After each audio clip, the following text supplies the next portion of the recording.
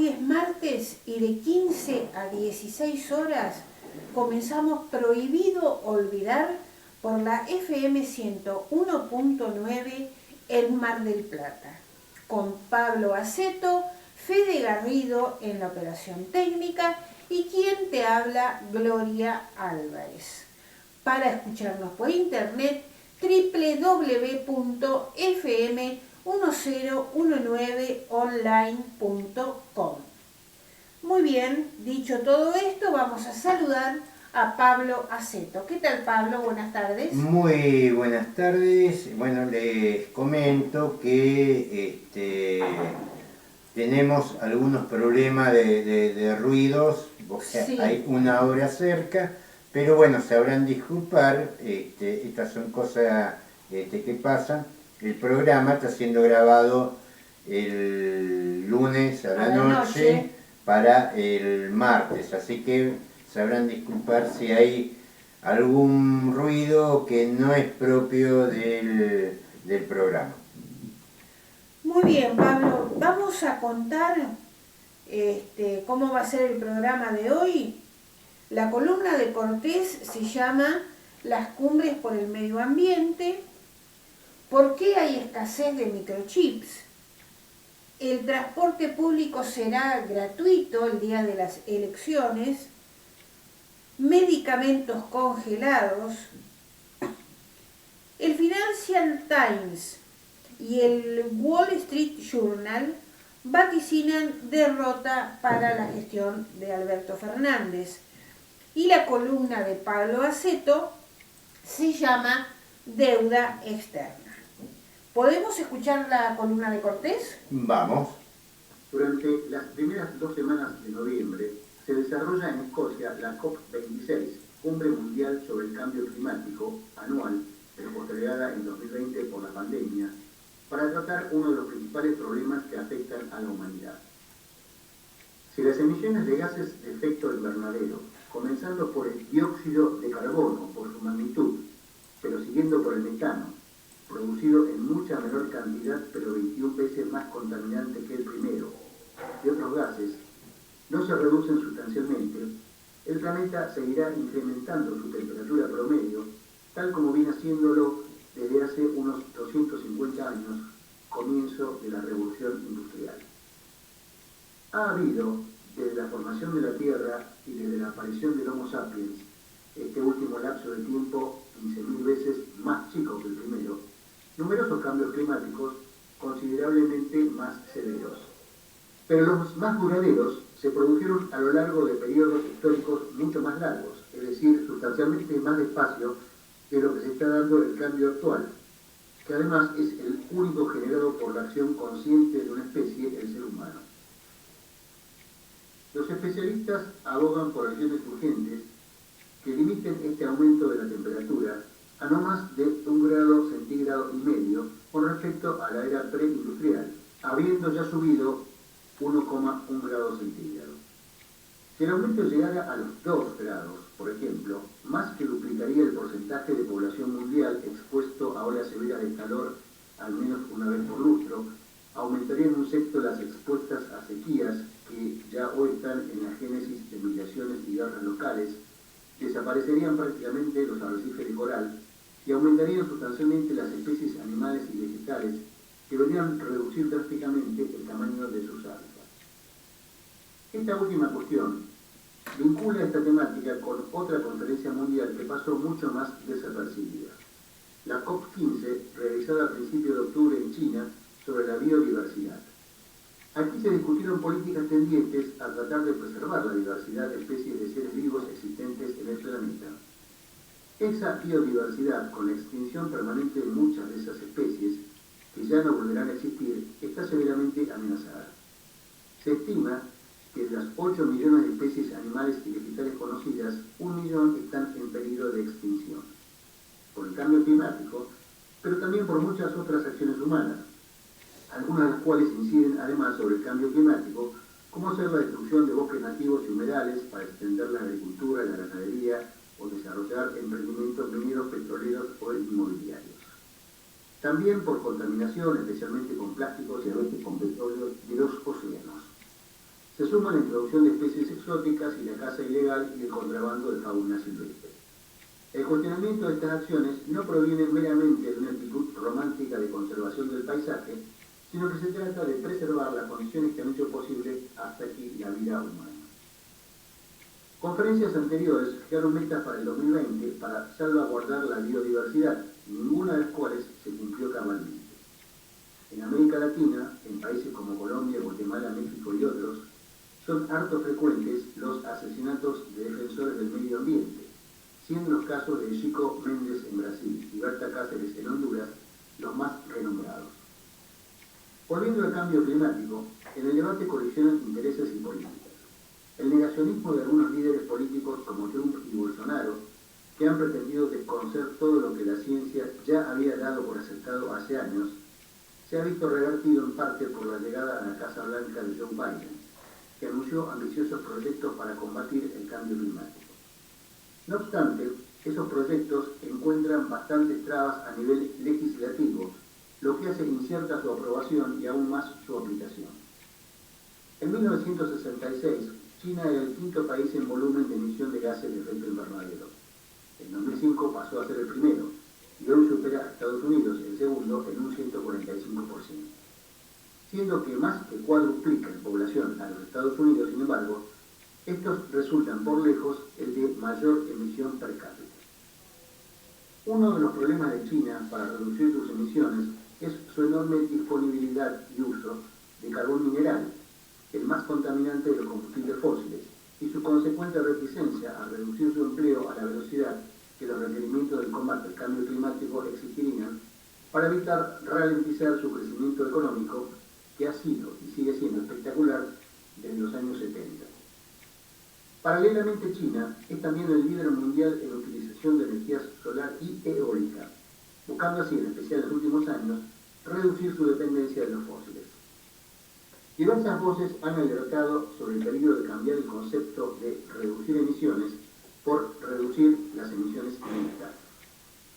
Esta sutileza remite a la intención de no disminuir sustancialmente la quema de combustibles fósiles, sino compensarla con otros mecanismos.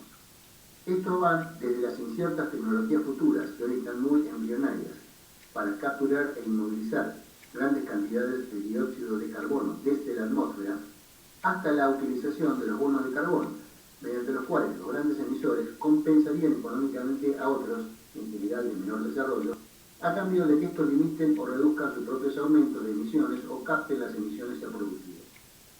Por supuesto, otro sería el cantar si se compensaran con reforestaciones o aumentos de los bosques u otros ambientes absorbentes de dióxido de carbono cada vez mayores. Pero esto no es lo que ocurre, sino que marchamos objetivamente en sentido contrario. Los convenios mundiales sobre el cambio climático y la biodiversidad son, junto al relativo a la desertificación, los más importantes pilares de la humanidad para dejar de cavarse su propia fosa. Sin embargo, hasta aquí, lo que viene sucediendo es que se hacen muchas conferencias y declaraciones, y luego las acciones concretas de los Estados para reducir las emisiones, aportar a fondos para financiar la transición energética hacia energías limpias y otros cursos de acción en defensa del ambiente, terminan estando muy por debajo de las necesidades e incluso de los compromisos. Igual de imprescindible es el aumento de la eficiencia energética para dejar de desperdiciar innecesariamente energía cuya producción conlleva inevitablemente algún grado de contaminación, aunque por supuesto mucho menor si son renovables, detener la destrucción de bosques, humedales, contaminación de océanos, etc. Pero por el contrario, se siguen asignando enormes subsidios al desarrollo de combustibles fósiles. En este marco, el anuncio argentino-australiano de una gran inversión en la Patagonia para producir hidrógeno, elemento que se puede usar como almacenador de energía en forma limpia, empleando energía eólica como origen de la energía a almacenar, parece en principio un buen proyecto, tanto desde el punto de vista ambiental como económico. Habrá que ver si se concreta y habrá que ver los detalles, de los cuales prácticamente no se ha informado aún, para saber si realmente es así, dado que muchas veces el diablo está en los detalles. ¿Por qué hay escasez de microchips? El cierre temporal de importantes empresas manufactureras de semiconductores fue uno de los motivos que acrecentó la escasez. El agotamiento de suministros se debe a una tormenta perfecta de múltiples factores, entre los que se destacan el aumento de la demanda por la pandemia y una serie de eventos que paralizaron las líneas de producción. La alta demanda de los productos tecnológicos se disparó rápidamente, la gente en su casa incrementó el uso de celulares y computadoras, todo llevó a una demanda nunca antes vista en el sector electrónico. El impacto de la pandemia ha sido una de las principales causas detrás del desbalance entre oferta y demanda de los microchips. El encierro prolongado por cuarentena ha incrementado una necesidad por equipos de computación de alto rendimiento para llevar a cabo las actividades diarias a distancia. Tanto el trabajo como el estudio y el entretenimiento requieren de equipos de computación buenos, por lo que han tenido un aumento considerable en la demanda durante este último año. Además de los problemas derivados de la crisis sanitaria, existen una serie de eventos extraordinarios que han repercutido en las operaciones de las plantas de semiconductores de mayor trascendencia. Algunos de los eventos que han producido la escasez de los microchips ha sido las heladas en Texas.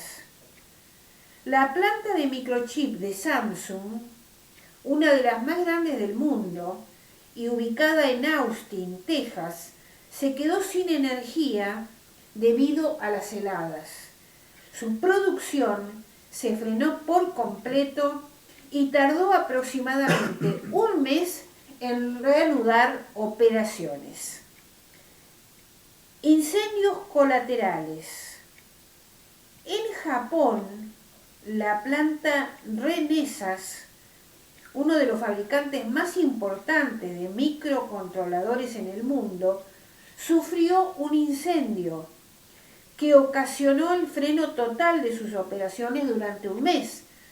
Se espera que regresen al 100% de su producción hasta dentro de 4 meses. Sequía en Taiwán, otro de los motivos. El 85% de los chips se fabrican en Taiwán y Corea del Sur. Para su manufactura se requiere una cantidad abundante de agua. En Taiwán ha habido una gran sequía en los últimos meses, lo que ha ocasionado que no se pueda producir lo suficiente para satisfacer la demanda. ¿Cuáles son las industrias más afectadas? Como consecuencia de la escasez, diversas industrias han tenido que detener o disminuir sus líneas de producción. Entre las más afectadas se encuentra la industria automotriz.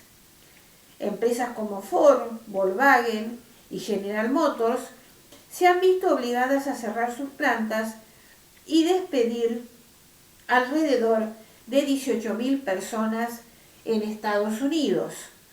Las exportaciones de automóviles se frenaron casi por completo. Y es que la producción de un automóvil requiere de al menos 100 microcontroladores diferentes. No hay manera de dar respuesta rápida ante estas adversidades. De igual manera, la industria de la computación ha sido impactada por esta situación. Ante una oferta reducida, la disponibilidad de componentes como CPU y tarjetas gráficas es mínima, lo que ha promovido la reventa por particulares a precios excesivos.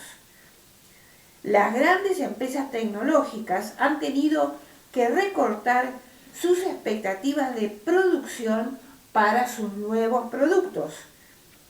Apple y Samsung, por ejemplo, han pospuesto el lanzamiento de sus productos precisamente por la falta de chip. Aunque el mercado ya comienza a mostrar signos de recuperación, las afectaciones económicas derivadas de esta crisis han empujado al gobierno de Estados Unidos, uno de los principales exportadores de automóviles del mundo, a implementar medidas para normalizar la oferta de microchips. El presidente Joe Biden anunció un plan para invertir 50.000 millones de dólares en la industria de los semiconductores, como parte de su plan de infraestructura para la recuperación de las economías secundarias en su país. Considero que a finales de este año las afectaciones debido a las catástrofes que ocurrieron seguramente se habrán resuelto y probablemente con la vacunación la gradual vuelta a la normalidad podría reducir un poco la demanda. Bueno, este a tema ver, lo trataste vos, Pablo. lo tratamos el sábado, lo volvimos a tratar hoy con un poquito más de detalle, porque es un tema grave. Se ve como expectativa seguramente para estas fiestas, Sí. un problema de desabastecimiento, porque siempre está en las fiestas, especialmente en los países hiperconsumistas, Sí, sí. por ahí no tanto nosotros, pero sí en Estados Unidos, en Inglaterra, en Europa, va a haber un problema de desabastecimiento en ese sentido. Este sería el, digamos, por ahí no el peor escenario, pero lógicamente afecta al comercio. Ahora, el escenario grave es si esto se extiende en el tiempo y tal parece que se va a extender. No por algo hay conflictos en el mar de la China. Taiwán es el principal productor de microconductores, microchips. Sí. Y por otro lado, China es tiene los principales yacimientos de lo que se conoce como tierras raras, que es donde sale el material para la producción de esos microchips. Por eso, todo lo que pasa, entre otras cosas, todo lo que pasa en el mar de la China, en el mar de Japón, está la principal producción es Taiwán y Corea del Sur. Uh-huh. Esto va a ver, el impacto que puede tener sobre la inflación mundial es enorme. Ya están parados la producción de automóviles, está parado, a ver, todo, ya hace varios años, dirían varias décadas, el mundo ya, incluso hasta los países subdesarrollados, dejaron atrás las tecnologías analógicas, la mecánica pura. Hoy la mecánica y la electrónica están íntimamente ligadas. De hecho, muy poca gente entiende, o como sucede en otras cosas, si volver a lo analógico sería muy difícil para muchos porque hay gente que ya ni sabe de lo que se trata eso. Así que este es uno de los temas que hay que prestar atención, ver cómo se avanza y cómo cada país va buscando, también viendo cómo encarar por lo menos lo que va a ser el 2022. Va a ser muy complicado en ese sentido, muy complicado en el tema de repuestos, en el tema de, tengamos en cuenta que todas las producciones tienen una fecha de caducidad programada, porque esto es lo que hacen.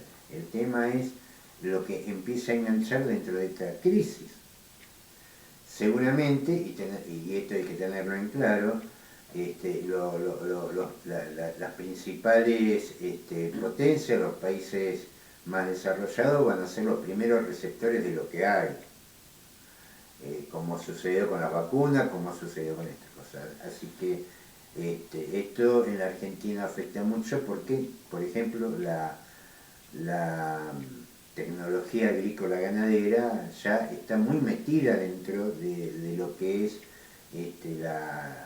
la electrónica, así que esto también son cosas para ir evaluando cómo es, cuáles van a ser las políticas para enfrentar por lo menos lo que va a ser el 2020, el 2022, Claro. que va, ojo, estamos hablando hoy, y la pandemia no terminó, ¿se entiende? Sí, sí. A esto hay que sumarle lo de los contenedores, la falta de mano de obra en unos sectores que por producto de la crisis la gente ha ido a otro lado, también errores en los políticos que han desmerecido el trabajo humano y ahora resulta que no saben cómo resolverlo. Este tema va a ser un tema muy importante el año que viene, y hay que ver cuáles son las políticas. No sé si alguien en el gobierno, en la oposición, está pensando en estas cosas. Con franqueza lo digo. No creo. No sé por qué están preocupados, pero bueno, por lo menos de acá decimos, che, mira que hay un problema, veámoslo cómo lo vamos a resolver. Bueno, cambiamos de tema totalmente. El transporte público será gratuito el día de las elecciones. El operativo se va a llevar a cabo de la misma forma que en las elecciones PASO. El pasaje de colectivo será gratuito el domingo 14 de noviembre en Mar del Plata, en el marco de las elecciones legislativas. De esta manera, desde las 8 horas hasta las 19, el transporte será gratuito en ese periodo. Fuentes nacionales confirmaron también que el transporte público es gratuito en todo el país, con motivo de facilitar el traslado de los ciudadanos para la emisión del voto. Se van a seguir aplicando los protocolos de cuidado contra el COVID, como el uso del barbijo y el distanciamiento social.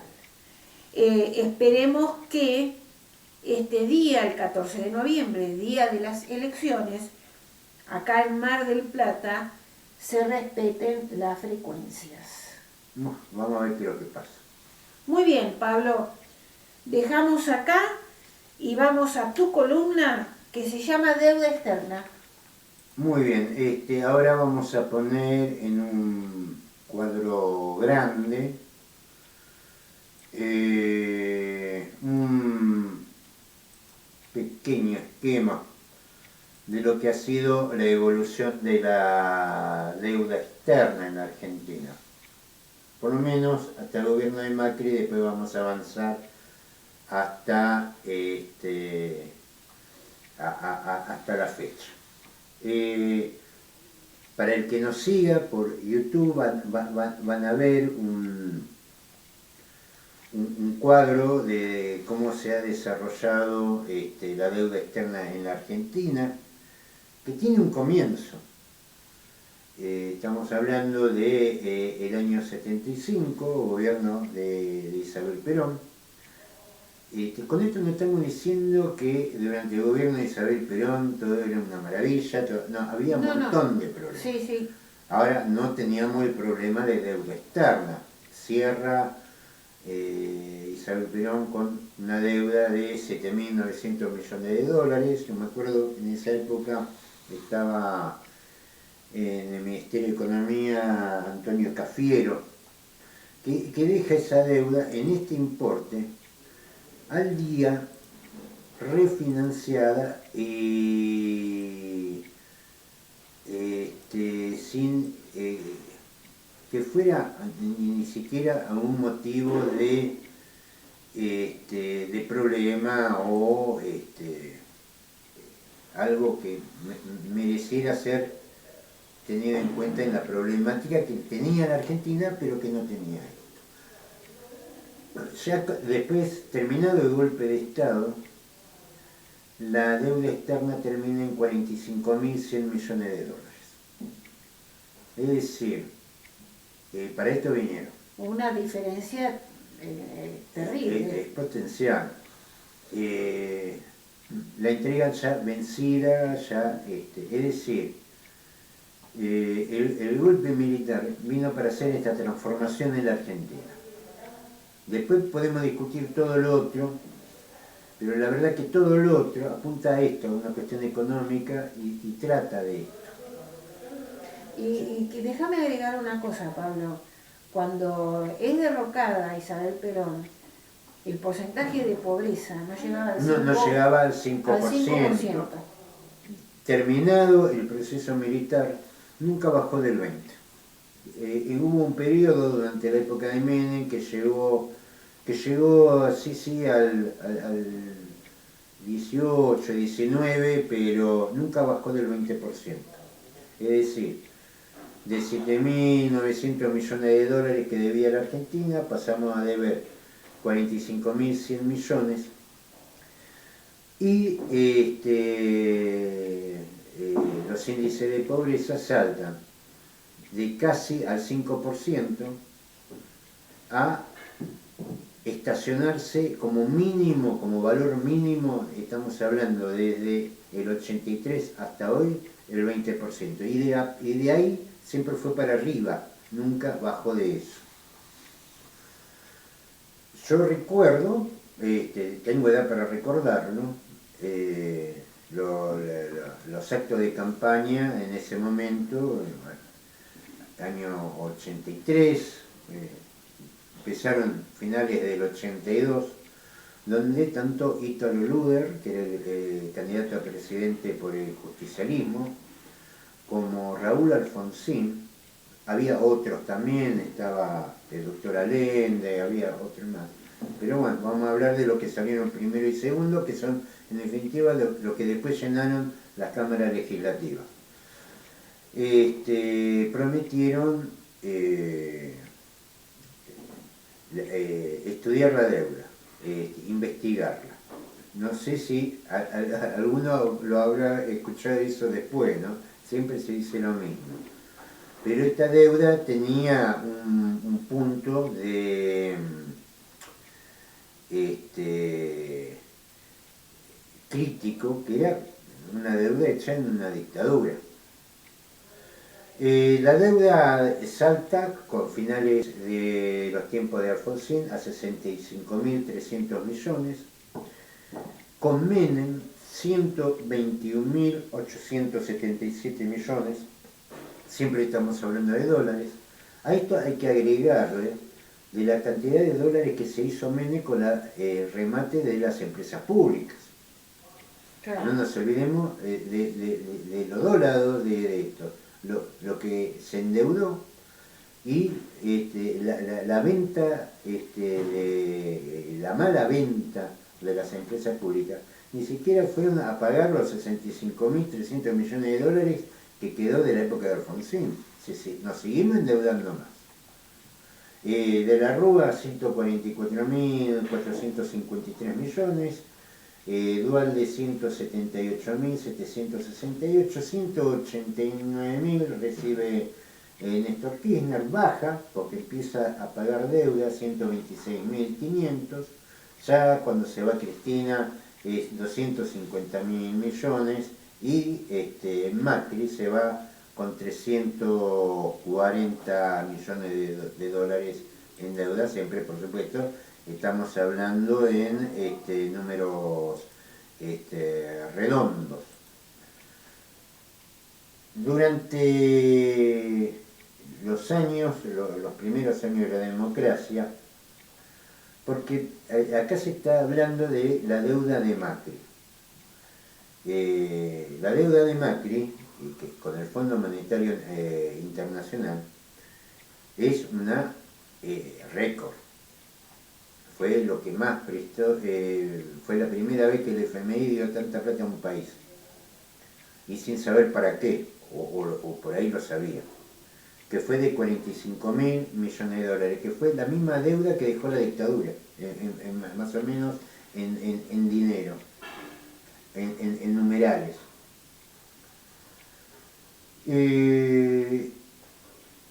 No hay una deuda de Macri, pero la verdad que la deuda externa argentina es de 300.000 millones, bajó, ahora vamos a explicar por qué bajó, porque hubo pagos, Alberto Fernández pagó deuda, pero nunca se ha ido a lo que es la investigación de la deuda. Está la causa Olmos, que es un periodista que juntó todo lo que era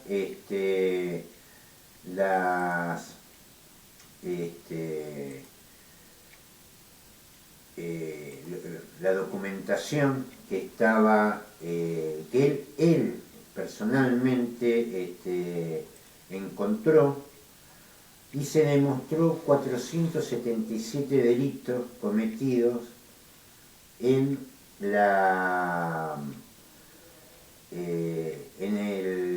deuda externa de la dictadura. ¿Y por qué me interesa plantear esto? Y no solamente la deuda de Macri. Porque acá pareciera que todos juegan en tándem. Porque en definitiva nunca se resolvió. A pesar de que Olmos comprueba 477 ilícitos, que hay un fallo judicial, la del juez Ballesteros, que lo deja a disposición de las legislaturas nacionales, del Congreso Nacional, porque las cuestiones de deuda se tienen que tratar en el Congreso Nacional.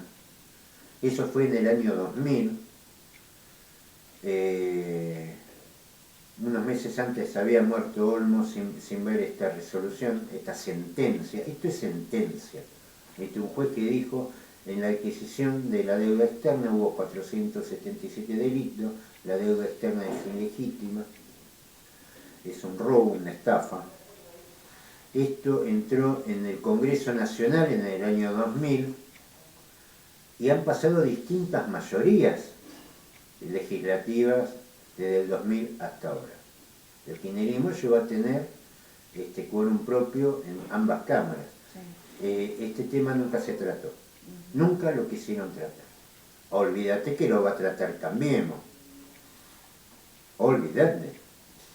Entonces, independientemente de los discursos pseudo progresistas por un lado, institucionalistas por el otro, nadie ha querido tratar este fallo judicial. Desde el 2000 hasta ahora ha pasado 21 años. En 21 años, con distintas mayorías, ni los que levantan la bandera de lo institucional, las instituciones, la justicia, tomaron el fallo del juez Ballesteros, que era de la causa Olmos, ni los defensores de lo nacional y popular y de la soberanía han tomado esta decisión judicial. Está durmiendo el sueño de los justos en el Congreso Nacional. A todo esto, la deuda externa sigue creciendo, el país nunca se desendeudó. Lo que hubo un pago de 10.000 millones de dólares al Fondo Monetario Internacional de Néstor Kirchner, que valientemente y a lo guapo dijo: toma la plata. Tampoco hubo una resolución, porque de estos 300.000 millones de dólares, también no solamente hay distintos títulos, distintos bonos, entre ellos está lo del Club de París, que también es una deuda de la dictadura, que no es un organismo internacional reconocido en la Argentina, así que esa deuda nunca se tendría que haber ni siquiera tenido en cuenta No, porque Es es una, una deuda, es una deuda fraudulenta claro, también. de la dictadura. De la dictadura, que en su momento había buscado financiamiento para armarse en una hipotética guerra contra Chile. La guerra contra Chile no hubo, con la guita no sabemos qué pasó. También en este peregrinar, tanto en su momento Cristina como en su momento Alberto, que decían que no se puede pagar la deuda con el hambre del pueblo, han pagado una muy buena plata. El miércoles anterior pagó 18.000 millones de dólares. Sí, se viene pagando. Sí. Hay una... sí, en el 2021 se va a terminar pagando 3.500 millones de dólares. Y lo que se está buscando negociar es lo del 2022 y 2023, que son 18.000 millones y 19.000 millones más, que están buscando patear la pelota para afuera, para adelante, sacar el tema, el peso del pago a esta administración. No solucionar el problema de la deuda, tampoco se quiere reducir la deuda externa en 45.000 millones, sería algo interesante, se me ocurre, nada más que con empezar a hablar o poner en el Congreso en discusión la causa Olmos. ¿Esto por qué salió hoy? ¿O por qué lo tocamos hoy? Hemos hecho un pequeño repaso de lo que ha sido la deuda externa, la historia de la deuda externa. Hay mucho más para decir, el programa no da, pero ante la crisis electoral del gobierno ha salido a apoyar al oficialismo Mauricio Macri, que salió a hablar, ¿viste?, a hundir a la oposición, porque realmente yo no creo que ninguno de los candidatos de Cambiemos esté muy contento con las declaraciones que está haciendo Mauricio Macri. ¿Qué es lo que declaró Mauricio Macri? Esto es en un programa de CNN en español. ¿Qué es lo que dijo Mauricio Macri? La Argentina recibió 45.000 millones de dólares del Fondo Monetario Internacional durante el mandato. El presidente explicó que destinó el préstamo y apuntó contra el kirchnerismo. ¿Qué es lo que decía Macri? Que era para pagarle a los bancos comerciales que se querían ir del país porque tenían miedo que volviera el kirchnerismo. Pero siempre echándole la culpa a otro. Claro, yo le di plata a los bancos comerciales extranjeros porque tenían miedo que viniera el kirchnerismo. Entonces, para que los tipos no se asusten, le dimos 45.000 millones de dólares. Y esto también un poco me hizo acordar la deuda externa. Como decía, uno tiene edad para recordar unas cosas. Yo recuerdo una nota que le hacen en ese momento como presidente del Banco Central a Domingo Cavallo. Estoy hablando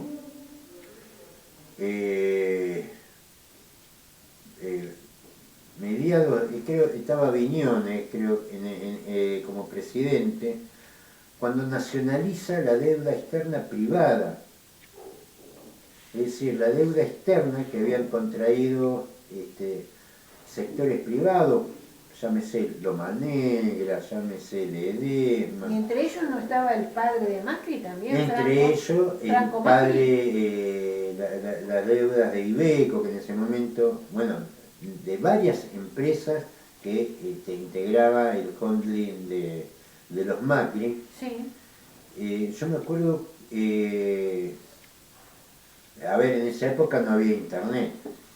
Yo lo recuerdo, mira, es como si fuera ayer la palabra de Domingo Cavallo, que decía que la responsabilidad del país es defender la industria nacional, por eso había nacionalizado, estatizado la deuda externa privada.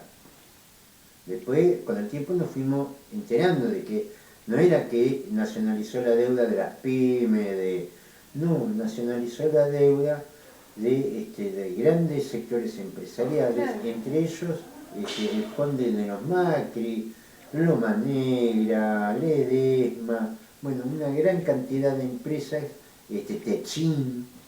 Techin, esa deuda externa que eran de ellos la terminamos pagando nosotros. Claro, ¿Se entiende? como siempre. Ahora, ¿qué es lo que nos dice Macri? Que su deuda externa se la dio a, bueno, entre otros, pagar deudas de vencimientos que ya había. Pido disculpas por los ruidos, pero bueno, está fuera de nuestro alcance. Deudas que ya habían vencido y para que los bancos privados no perdieran el miedo a el regreso del kirchnerismo.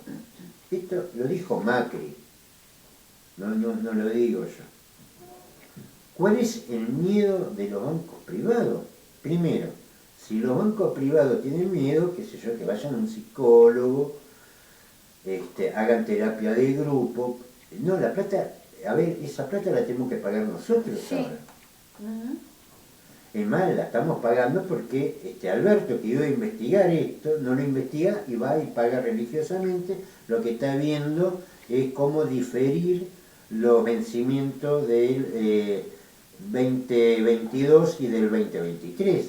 Pero acá no hay ninguna investigación. Es decir, siguen trabajando en tándem.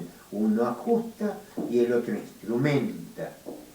Por eso el tema de cuando se habla de la deuda de Macri, como que se está tirando la pelota afuera, ¿no? Mire, esto es más que grave. Esto es Macri, esto es Cristina, esto es Duhalde, esto fue la dictadura. Por eso empezamos, ¿cómo empezó la deuda externa? Por lo menos en grandes rasgos. Ahora, ¿cuáles son los temores de los bancos privados? ¿A qué le tienen miedo? Cuando estuvo Cristina y Néstor, los dos gobiernos de Cristina y uno de Néstor, ¿se fue a algún banco privado? ¿Huyeron de la cámpora? Yo no vi que se fuera ninguno. Ni tampoco vi que se fueran cuando vino Alberto, que Alberto vino diciendo que iba a priorizar los intereses de los jubilados y no de los bancos. Por ejemplo, y algo que cruza todos los gobiernos, especialmente desde Néstor Kirchner, empezando por Duhalde, hasta ahora. Con Duhalde asume como presidente del Banco Central Prat-Gay. Y comienza, por ejemplo, una serie de beneficios. Ustedes estarán hablando de la LELIQ, no, la LELIQ vino después, que es un instrumento que se llama pase de fondos pasivos. ¿Qué son los pases de fondos pasivos? Los bancos cierran a las 3 de la tarde con el público, terminó de atender a todo el público, comienza el proceso de cierre de cada casa, y en ese proceso de cierre en cada casa queda tanta cantidad de plata. Hasta el otro día que abre. Esto es especialmente irritativo, por eso lo explico despacio. Hasta el otro día que abre. Puede ser un viernes a la noche, ya tenemos sábado y domingo, abre el lunes a la mañana. Por ejemplo, el 20 no va a abrir los bancos porque hay feriado, entonces cierra el viernes a la noche y abre el martes a la mañana. Hay fines de semana que son aún más largos, por ejemplo Semana Santa, que son 4 días. Los bancos cierran el miércoles y abre el lunes anterior. Bueno, por todo ese periodo que el banco está cerrado, que tiene la plata dentro del banco, se paga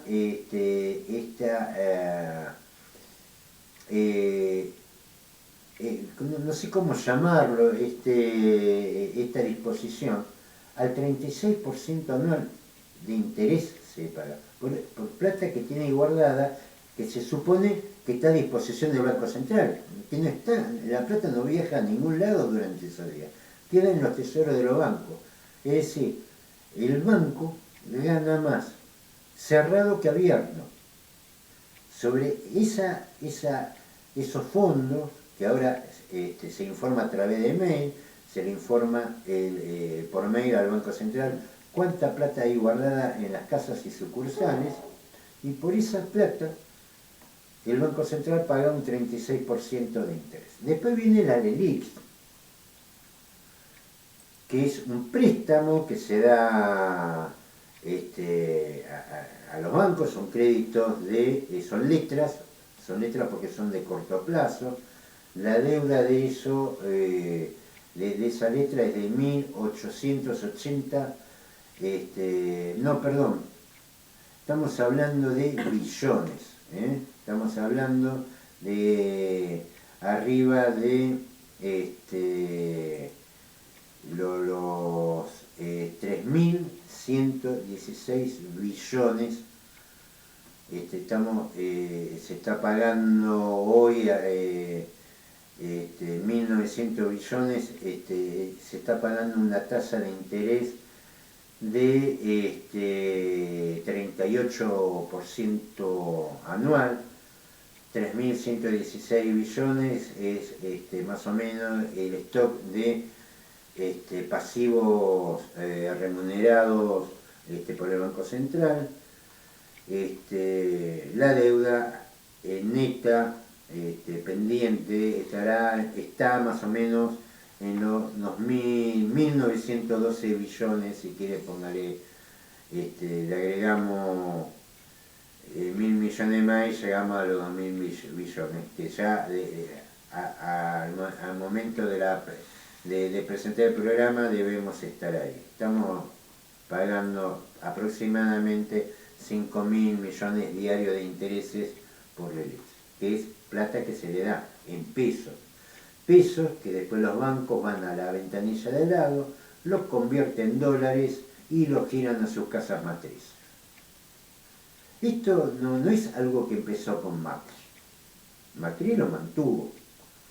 Esto empezó con pase de fondo pasivo, empezó con Paraguay en la presidencia del Banco Central con Duhalde. Y como dijimos anteriormente, desde esa fecha hasta ahora hubo mucha composición de legisladores, hubo distintos gobiernos y ninguno paró esto. Tampoco nadie paró con la creación de las LELIQ. Es más, le iba a parar, fue la promesa de Alberto Fernández, que tampoco la cumple. Entonces yo pregunto, ¿cuál era el miedo de los bancos? ¿Qué temor tenían? Porque encima hubo que endeudarnos más, 45.000 millones de dólares más, para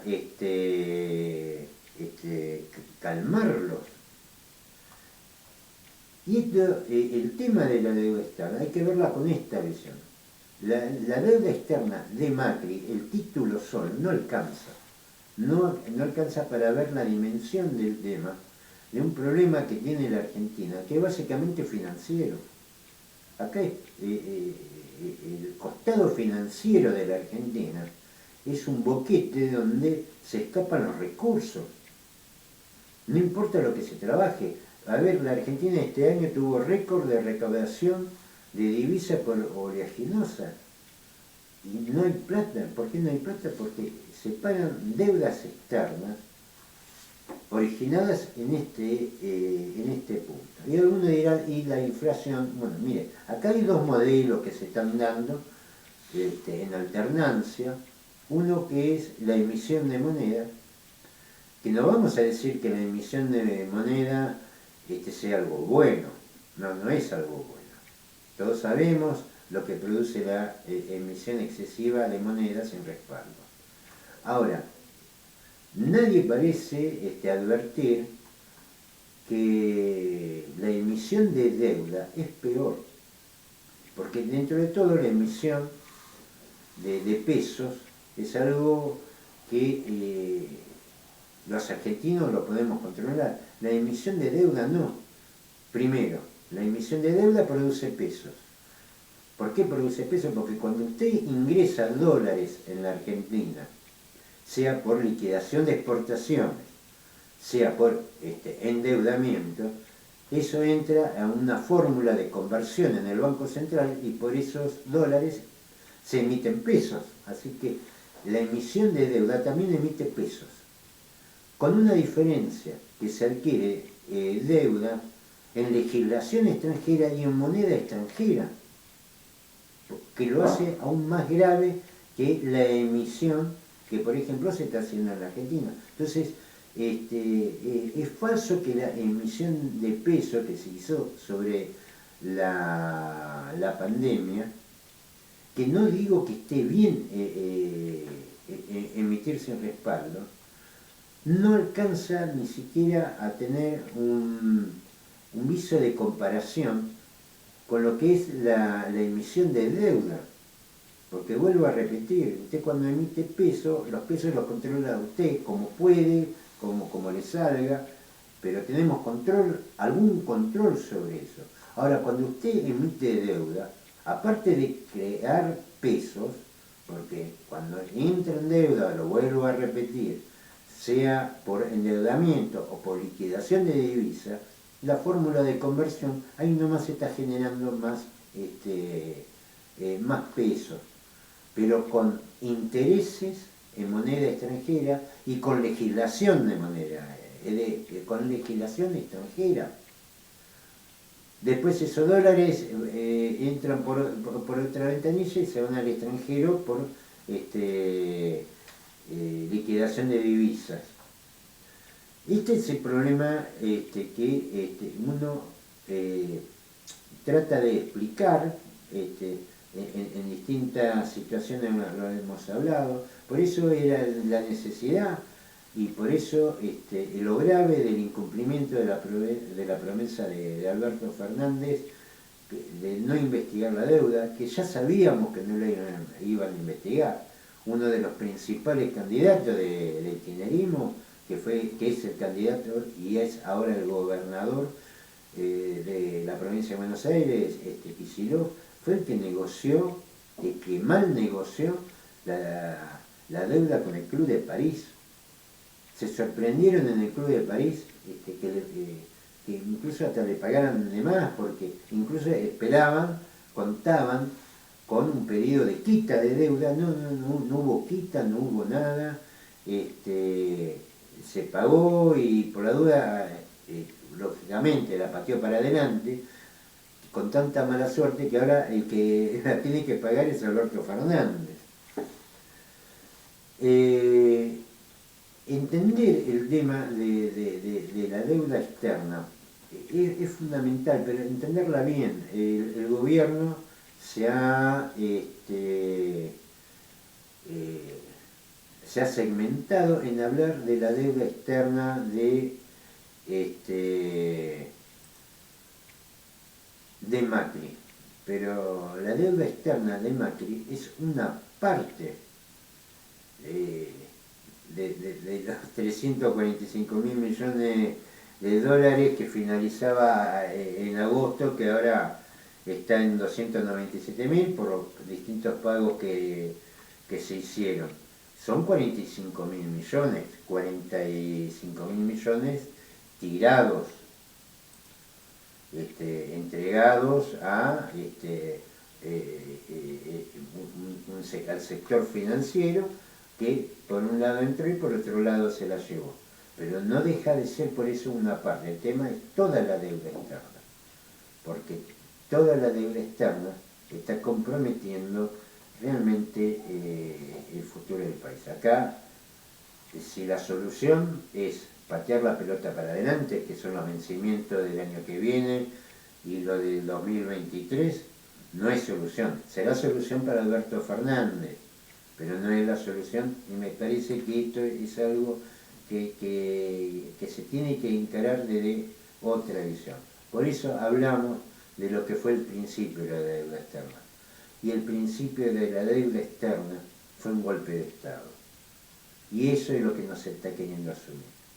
Y el rol de lo que es la crisis financiera de la Argentina, que es en definitiva lo que es ese costado que tiene el país donde el trabajo de los argentinos escapa. Esto lo tienen que entender todos, desde la clase trabajadora hasta los productores, porque fíjense lo que les pasó. Se enojaron con el kirchnerismo en su momento por el tema de las retenciones. Macri le sacó las retenciones y después se las volvió a poner. ¿Por qué? Porque en este esquema es imposible que los productores zafen de las retenciones no menos del 30%. ¿Por qué? Porque hay que pagar deuda externa. Entonces, el tema de la deuda es algo que no es una cuestión de analistas, de políticos de izquierda. Es un problema nacional, un problema que nos afecta a todos. Si piensan que porque no va a estar Alberto se van a desligar de las retenciones, están completamente equivocados, porque los acuerdos, esa apertura al mundo que dijo Macri en su momento, que miren la cantidad de plata que me presta, ¿quién piensa que la van a pagar? La tenemos que pagar nosotros. Y los dólares los van a tener que poner los exportadores nacionales, porque, por ejemplo, las petroleras, las gasíferas, las mineras, aportan poco y nada. Las mineras, un 8% de retención. Entonces, esto es lo que hay que entenderlo de una visión más amplia y tener en cuenta que la deuda empezó con un golpe de Estado. Que lo que hizo el golpe de Estado era en función de un fin económico. Solucionar el endeudamiento externo de unos grandes monopolios, algunos nacionales también, como lo de Macri, y endeudarnos para condicionar nuestra economía. Muy bien, Pablo, nos estamos despidiendo, ya terminamos nuestro programa, Prohibido Olvidar. Nos despedimos como siempre con un tema musical y nos volvemos a encontrar el martes que viene. Y se lo largamos bastante bien el programa, Fede, ¿eh? No, estamos en horario. Muy bien, muy bien. Hasta el martes.